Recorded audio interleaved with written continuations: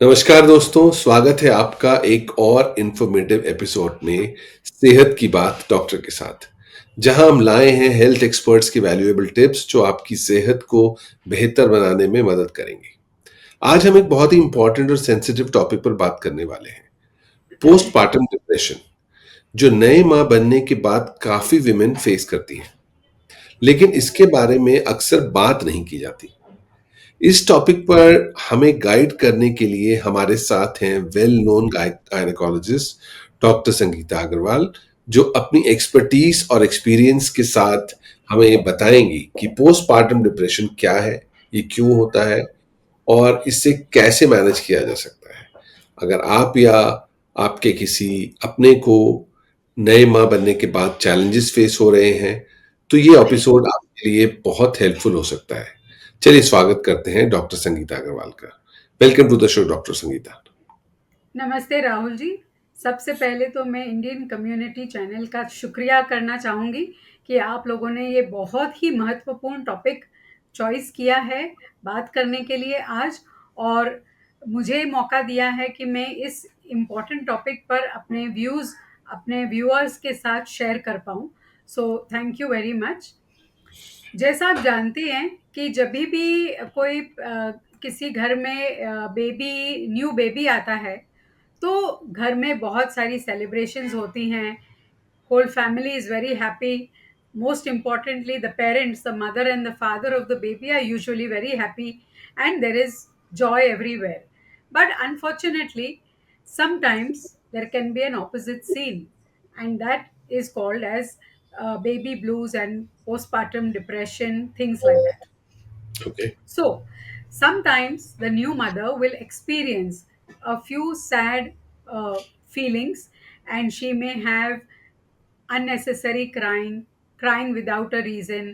उसको mood swings होते हैं, नींद नहीं आती है, खाने पीने पे वो ध्यान नहीं दे पाती है, उसे कुछ गिल्ट फीलिंग होती है, और वो अपने बच्चे को संभाल नहीं पाती।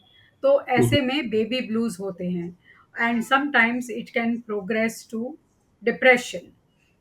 ओके। ओके। तो डॉक्टर, ये कितना कॉमन होता है पोस्टपार्टम डिप्रेशन? तो बेबी ब्लूज जो हैं, they happen in almost 30-40% of the women.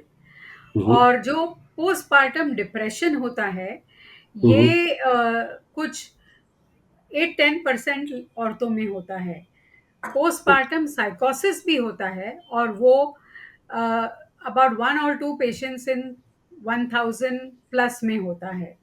So baby blues बहुत कॉमन है। ओके। ओके।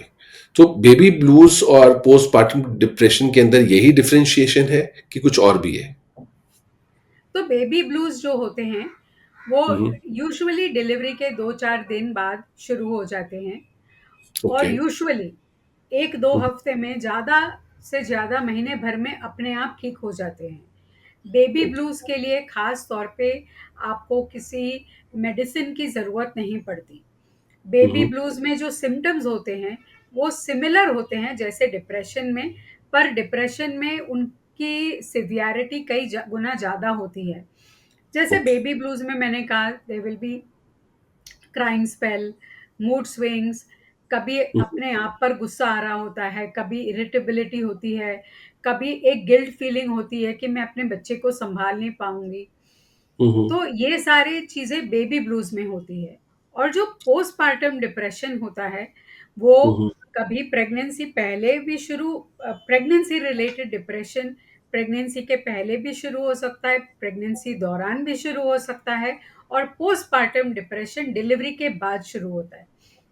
ये ओके। कभी 2-4 हफ्ते में शुरू होगा, पर it can happen any time in the next few months also.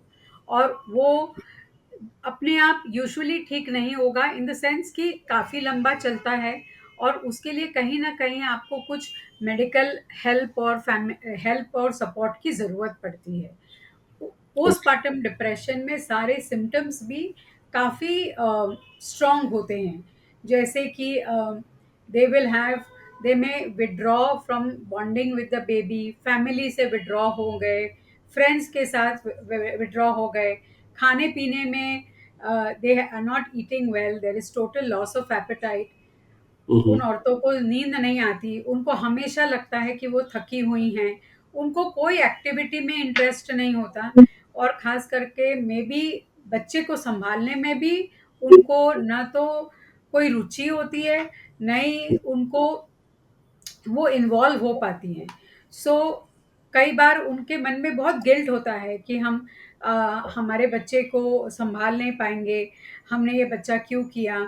और उनको कई बार अपने आप को हार्म करने की भी फीलिंग्स हो सकती है, जैसे कि worst is suicide, okay? Hmm. So postpartum depression एक ज़्यादा severe form of baby blues कह सकते हैं, क्योंकि इसमें तो आपको डायग्नोसिस और मैनेजमेंट के लिए प्रोफेशनल हेल्प लगेगी। Okay, okay. तो कौन से मेन कॉजेज होते हैं जो इसको ट्रिगर करते हैं, पोस्टपार्टम डिप्रेशन को? सो पोस्टपार्टम डिप्रेशन के कई कारण हो सकते हैं। First, so it is not, it can happen to anybody. ऐसे कोई हम्म। खास बैकग्राउंड की ज़रूरत नहीं है, पर ऐसा देखा गया है कि कुछ लोगों को जिनको हेरिडिटरी इशू है, मतलब उनके फैमिली में भी किसी और को था, डिप्रेशन की बीमारी थी, तो हो सकता है उनका रिस्क ज़्यादा है। अ, अच्छा। अगर उस पेशेंट को पहले भी अगर प्रेगनेंसी के पहले हम्म। डिप्रेशन हो चुका है, मेंटल हेल्थ इश्यूज़ हैं, हम्म। तो उसे हो सकता है कि प्रेगनेंसी के बाद डिप्रेशन के चांसेस ज़्यादा हो। हम्म। कई बार there are lot of lifestyle और इमोशनल इश्यूज, जैसे कि there is lack of support. हो सकता है ये अनप्लान्ड प्रेगनेंसी हो, या प्रेगनेंसी के बाद there has been a separation और अ डिवोर्स, और the there is no support from the father of the child. Okay. There can be so many things. There is a loss of job, financial issues, and change of place. कई तो ऐसी कई factors जो होती है हमारी, environmental factors, social factors, they can all influence to make the situation come out in the open. Okay. तो एक नई माँ को कब इंडिकेशन मिलेगा कि उसको पोस्टपार्टम डिप्रेशन हो रहा है और डॉक्टर से मिलना चाहिए? कई बार तो ऐसा होगा कि more importantly I think family को पता चलेगा। अच्छा। अब तो इसमें बहुत ज़रूरी ये बात है कि जब आप जो पेशेंट है, उस जो मदर है, न्यू मदर, उसके इर्द-गिर्द जो लोग हैं, उसकी फैमिली, अगर उन्हें उन्हें ये नॉलेज हो कि ऐसा प्रेगनेंसी के बाद होता है, तो हमारे यहाँ अवेयरनेस होना बहुत ज़रूरी है कि हम्म। प्रेगनेंसी के बाद हम्म। डिप्रेशन होना या बेबी ब्लूज़ होना कोई बहुत अननोन चीज़ नहीं है, अनकॉमन नहीं है। और अगर हम्म। फैमिली देखती है कि वो लेडी बिना बात का रो रही है, या कुछ जो सिम्पटम्स मैंने बताया ऐसा कुछ हो रहा है, तो then they hmm. Approach the doctor for help. Okay. It is most very likely that the family will recognize more than the patient herself.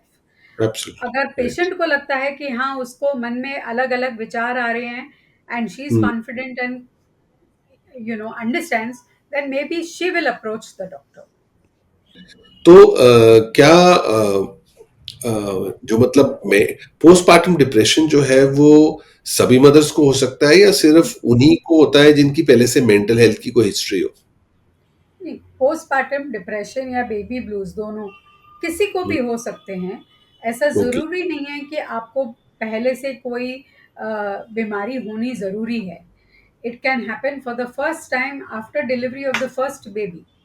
Hmm. So जिनको पहले से मेंटल हेल्थ इश्यूज़ हैं, यस, हम्म। उनको risk ज़्यादा होती है। पर okay.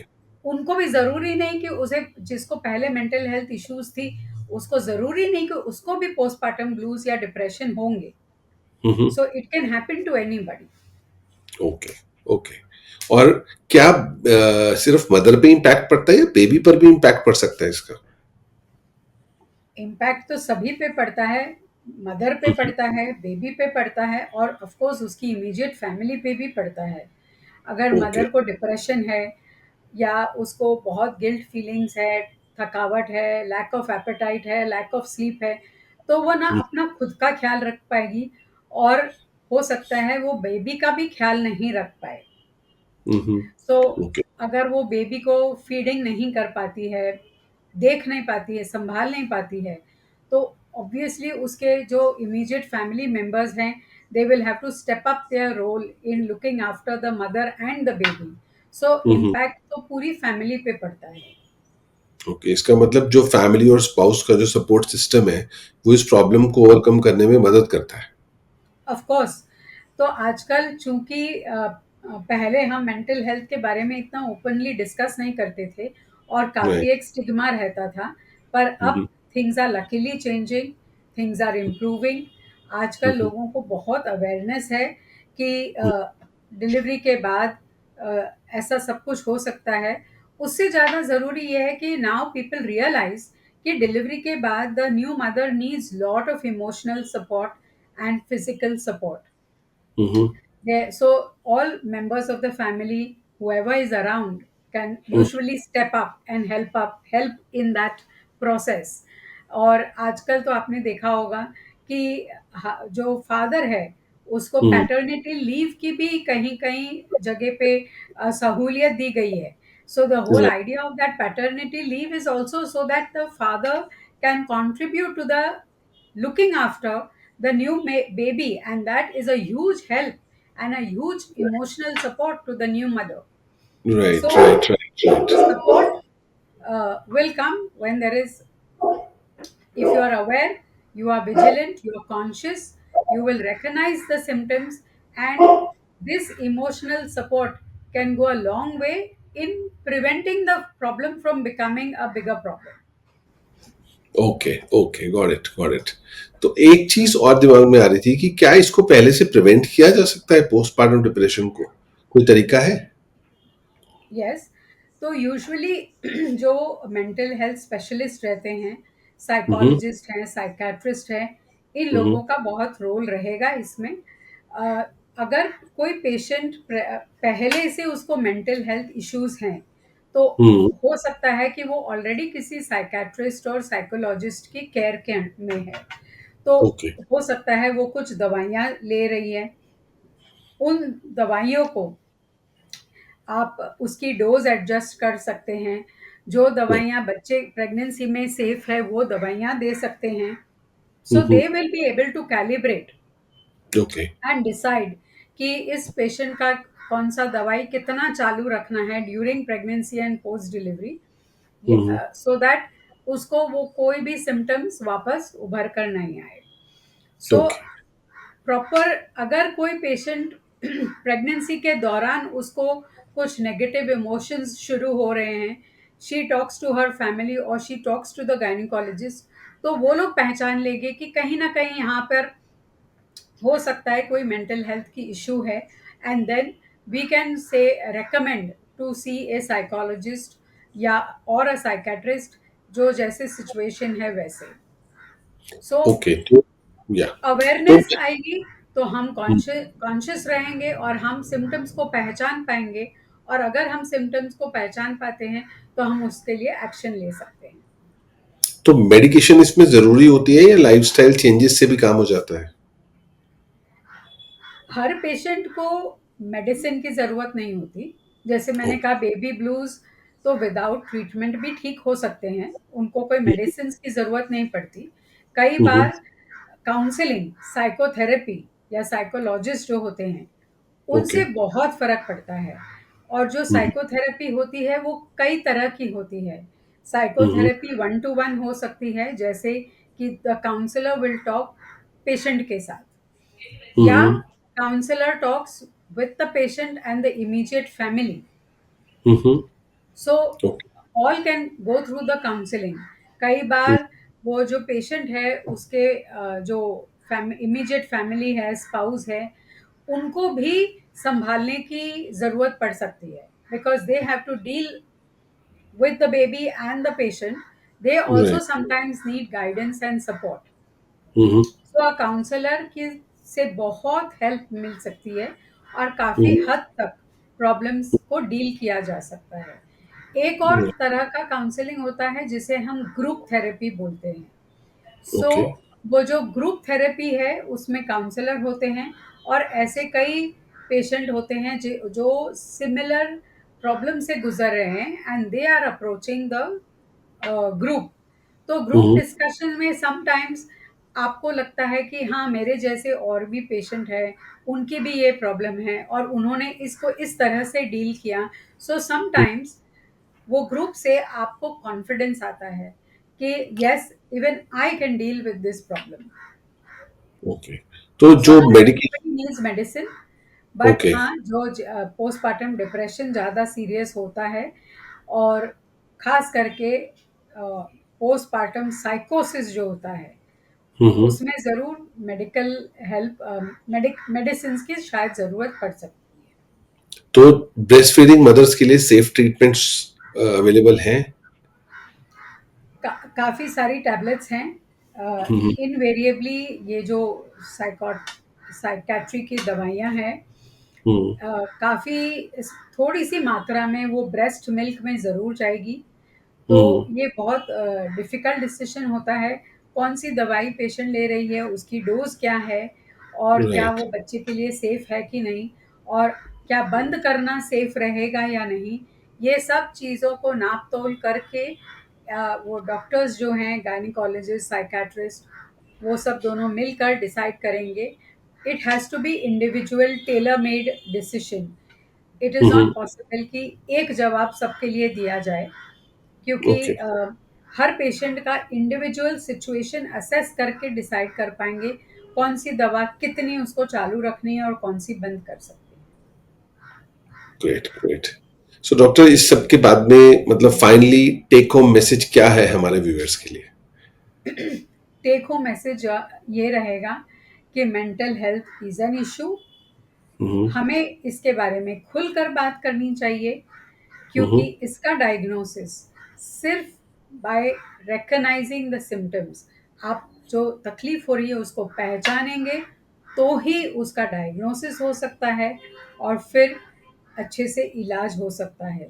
तो अगर आपको लगता है कि आपको खुद को या आपके सामने ऐसी कोई लेडी है जिसको डिप्रेशन के सिम्टम्स हैं, तो हम्म। उससे खुलकर बात करिए, उसके डॉक्टर से अप्रोच करिए एंड पूरा इलाज हो सकता है।